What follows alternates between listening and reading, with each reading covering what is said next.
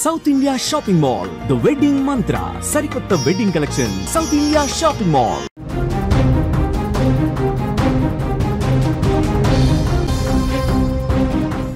Breaking news చూస్తున్నాం. మిత్ర దేశాల సహకారాన్ని రష్యా కోరుతున్నట్లుగా కనిపిస్తోంది.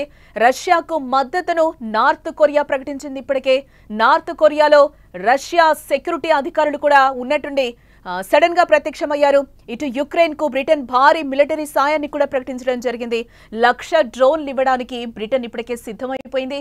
రష్యా యుక్రెయిన్ సరిహద్దుల్లో భీకర యుద్ధం జరుగుతున్నట్లుగా తెలుస్తుంది. 10 చోట్ల 178 దాడులకు రష్యా పాల్పడినట్లుగా ఇప్పటి వరకు తెలుస్తోంది. ఇటు రష్యా యుక్రెయిన్ యుద్ధం 3వ ప్రపంచ యుద్ధం వైపు అడుగులు వేస్తోందా? యుక్రెయిన్ దాడి తర్వాత రష్యా తన మిత్ర దేశాల మద్దతును కోరుతుందా? ఇటు యుక్రెయిన్ దాడిని సమర్థిస్తున్న యూరప్ దేశాలు రష్యాపై వ్యూహాత్మక దాడికి సిద్ధమయ్యాయా అంటే పరిస్థితులు అవుననే సమాధానమిస్తున్నాయి. యుక్రెయిన్ డ్రోన్ దాడి తర్వాత రష్యా మరో భారీ ప్లాన్ కు స్కెచ్ వేసినట్టుగా తెలుస్తోంది. రష్యన్ భద్రతా అధికారులు ఉన్నట్టుండి నార్త్ కొరియాలో తేలారు. నార్త్ కొరియా అధ్యక్షుడు కిమ్ ఉన్ జాంగ్ తో భేటీ అయ్యారు. ఇప్పటికే రష్యాకు నార్త్ కొరియా సైనిక సాయం చేసినట్లుగా తెలుస్తోంది. ఇప్పటి వరకు యుక్రెయిన్ చేసిన దాడుల్లో 600 మంది రష్యన్ సైనికులు ప్రాణాలు కోల్పోయినట్లుగా సమాచారం. తాజా చర్చలు తరువాతి పరిణామాలు హెచ్చరిస్తున్నాయని నిపుణులు కూడా చెప్తున్న పరిస్థితి కనిపిస్తోంది. ఒక పక్క ఇదిలా ఉంటే ఇటు యుక్రెయిన్ కి బ్రిటన్ బాహాటంగానే మద్దతు ప్రకటించింది. 11 బిలియన్ పౌండ్ల మిలిటరీ సాయం ప్రకటించింది బ్రిటన్. ఇప్పుడు 1,00,000 డ్రోన్లను అందిస్తామని కూడా చెప్తోంది. ఈ పరిణామాలన్నీ చూస్తుంటే 3వ ప్రపంచ యుద్ధం వైపు అడుగులు పడుతున్నాయా అనే చర్చకు ఆస్కారం లేకపోలేదని కూడా తెలుస్తోంది.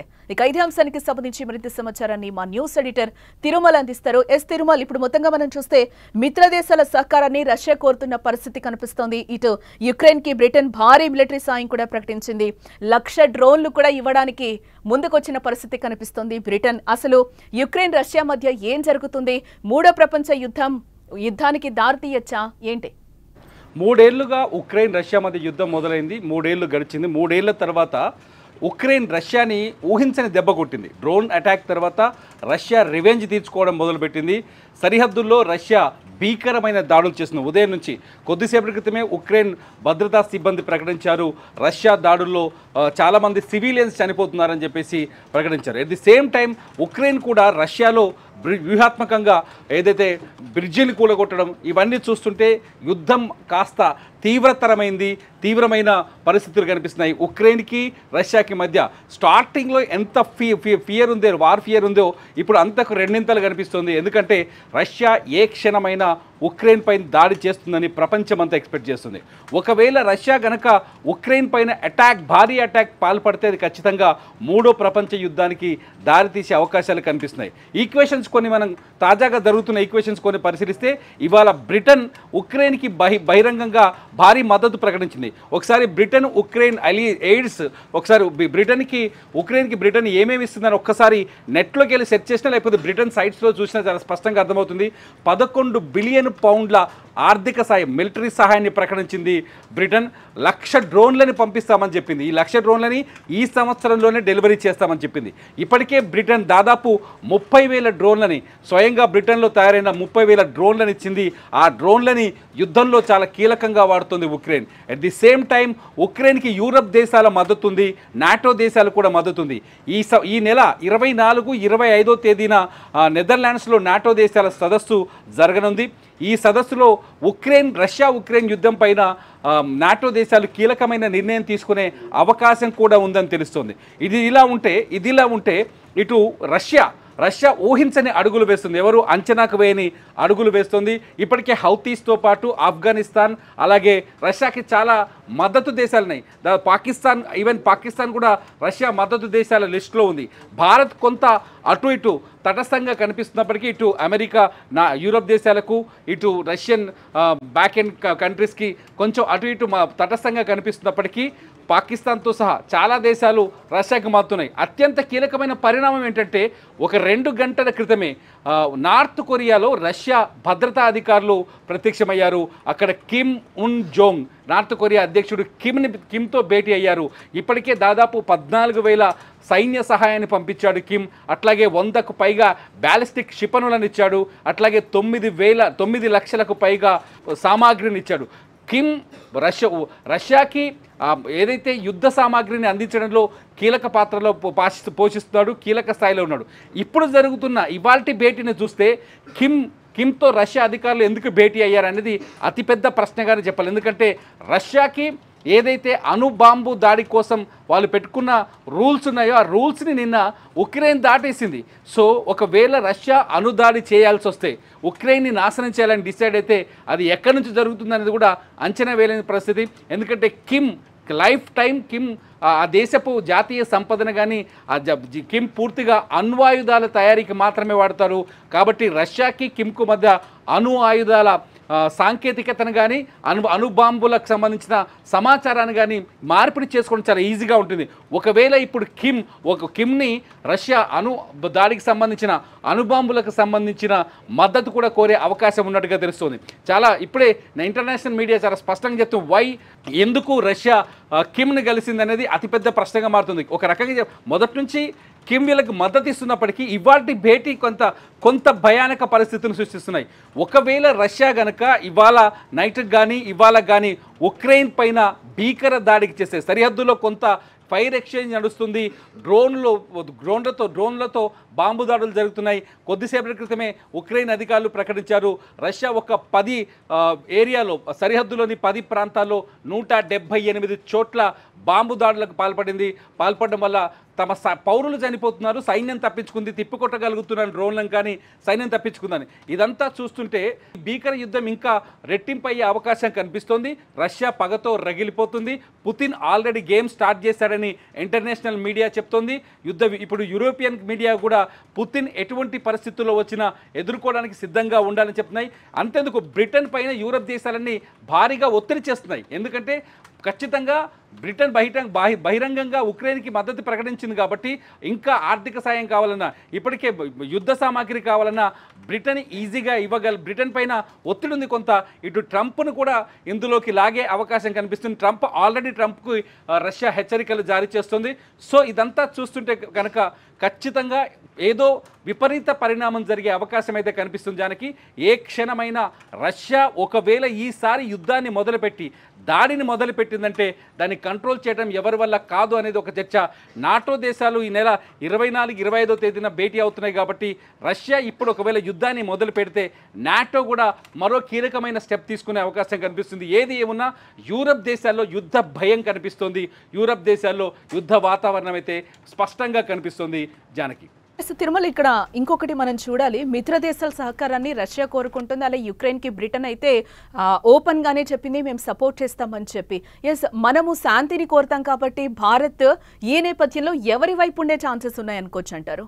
యుద్ధంలో మొదటి నుంచి గడిచిన 3 సంవత్సరాలుగా జరుగుతున్న యుద్ధంలో మొదటి నుంచి భారత్ 2 దేశాలతో సమాంతర దూరాన్ని, సమాంతర స్నేహాన్ని కొనసాగిస్తుంది. ప్రధాని మోదీ యుక్రెయిన్ వెళ్ళారు, అక్కడ జెలెన్స్కీతో భేటీ అయ్యారు, ఇటు పుతిన్తో టచ్లో ఉన్నారు. పుతిన్ మొన్న పహల్గామ్ దాడి కావచ్చు, ఆపరేషన్ సింధూర్ కావచ్చు, పుతిన్ మద్దతు వచ్చింది. ఇటు జెలెన్స్కీ కూడా భారత్లో జరిగిన దాడిని ఆయన కూడా ఖండించాడు.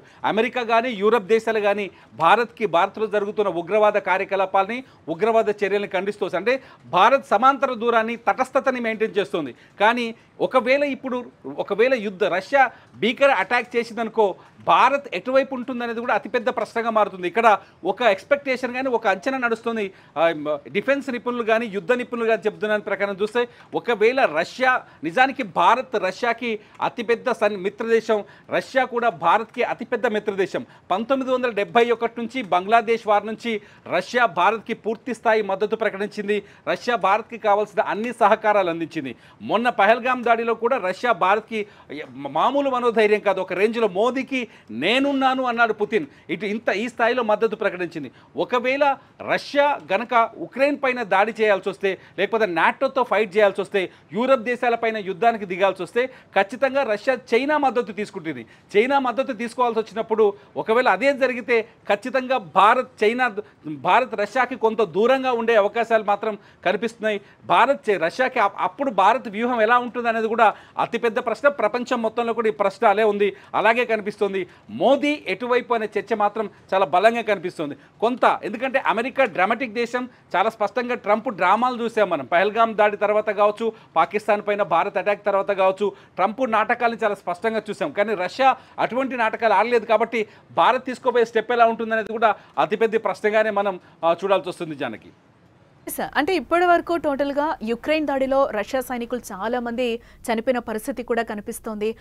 అంటే పగతో రగిలిపోతున్న పరిస్థితి కనిపిస్తోంది. రష్యా కూడా దీన్ని ఉగ్రదాడిగా ఖండించింది. అధికారికంగా ఎక్కడ కూడా మా సైనికులు ఇంతమంది చనిపోయారని కూడా చెప్పని పరిస్థితి కనిపిస్తుంది రష్యా. ఈ నేపథ్యంలోనే పగతో రగిలిపోతుంది కాబట్టి అణుబాంబు వేసే అవకాశాలు కూడా ఉన్నాయా? చాలా స్పష్టంగా ఉన్నాయి. అందుకే ఈ అణుబాంబు భయం ఉంది కాబట్టి, అణుదాడి చేసే ప్రమాదం ఉంది కాబట్టి ఉక్రెయిన్ ఏం చేసింది, రష్యా బాంబర్స్ని ఏదైతే ప్లేన్స్ని ఏదైతే బాంబులు వేయగలిగే యుద్ధ విమానాన్ని టార్గెట్ చేసింది, దొంగ దెబ్బ కొట్టింది.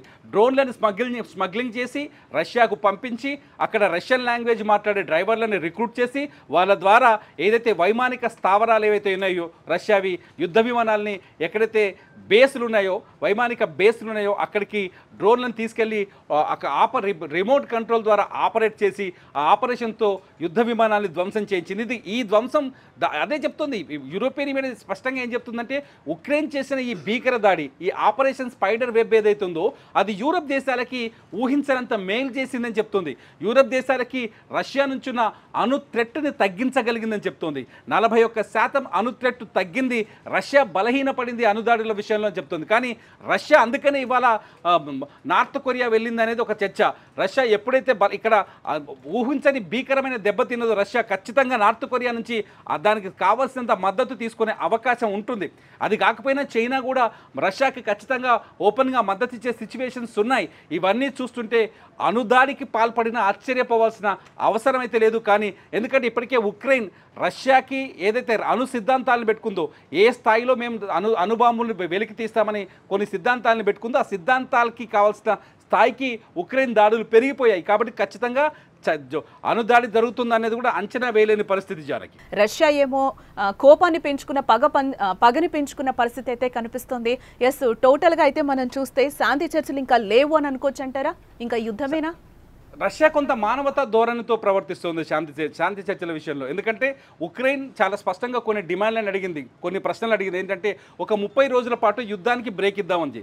రష్యా 30 రోజులు అక్కర్లేదు, 2 రోజులు చాలు అని చెప్పింది. ఎప్పుడు? మొన్న డ్రోన్ దాడి తర్వాత. అంతకుముందు మొదట మే 16వ తేదీన జరిగిన చర్చల్లో రష్యా ఉక్రెయిన్ అడిగిన వరాలన్నీ ఇచ్చింది. ఒక రకంగా చెప్పాలంటే తమ దగ్గరున్న 6,000 మంది సైనికుల్ని వెనక్కి పంపించాలని, 6,000 మంది సైనికుల మృతదేహాన్ని వెనక్కి పంపించాలని, దాదాపు 15,000 మంది సైనికులని బందీలుగా పట్టుకున్నారు. అందులో 25 ఏళ్ల వయసు లోపున్న వాళ్ళు, తీవ్రమైన గాయాలతో ఇబ్బంది పడుతున్న వాళ్ళని వెనక్కి పంపించమని, ఇంకొకటి ఎవరైతే పిల్లలు చిక్కుకుపోయి ఉన్నారో వాళ్ళని రష్యా సైన్యం కిడ్నాప్ చేసింది కాబట్టి వాళ్ళని వెంటనే విడుదల చేయాలని, ఇటువంటి డిమాండ్లని ప్రపంచం ముందు రష్యాను కొంత బదనాం చేసే విధంగా ఉక్రెయిన్ చేస్తే చాలా స్పష్టంగా రష్యా చెప్పింది, మీ ఫ్యూజన్ ఏదైతే డెడ్ బాడీస్ మా దగ్గర ఉన్నాయంటున్నారో వాటిని అప్పగించడానికి సిద్ధంగా ఉన్నాం, బందీలుగా ఉన్న 25 ఏళ్ల లోపు సైనికులని మీకు అప్పగించడానికి సిద్ధంగా ఉన్నాం, పిల్లల్ని మేము చేరదీశాం, వాళ్ళని వాళ్ళ తల్లిదండ్రుల దగ్గర కానీ వాళ్ళ కుటుంబాల దగ్గర కానీ చేర్చాల్సిన బాధ్యత రష్యా దగ్గర కూడా ఉంది కాబట్టి ఆ పిల్లల్ని కూడా మీకు అప్పచెప్తామని చెప్పింది. అంతే తప్ప Russia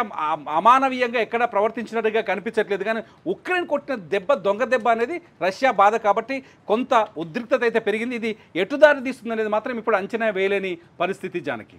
Nirmal, thanks for the update. మొత్తంగా అయితే మనం చూడొచ్చు, రష్యా యుక్రెయిన్ యుద్ధం 3వ ప్రపంచ యుద్ధం అడుగులు వేస్తోందా అంటే ఏమో చెప్పని పరిస్థితి.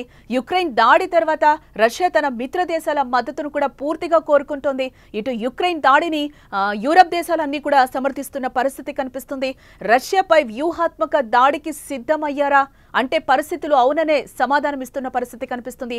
యుక్రెయిన్ డ్రోన్ దాడి తర్వాత రష్యా మరో భారీ ప్లాన్ కైతే స్కెచ్ వేసినట్టుగా సమాచారం.